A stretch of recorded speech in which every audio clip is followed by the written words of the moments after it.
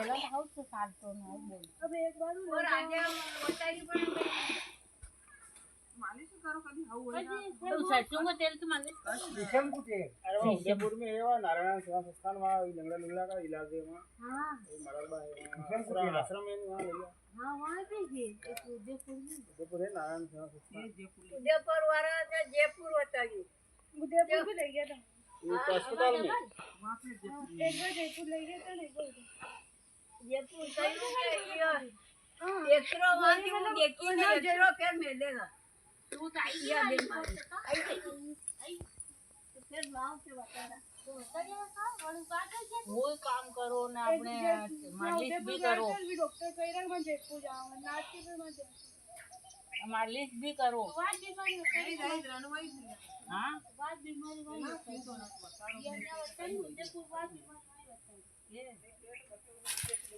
હવે ઈને બે ની જ દેવા ને બે ના ગણે તેના ગોળે હાથ દઈને ઉઠે ગયે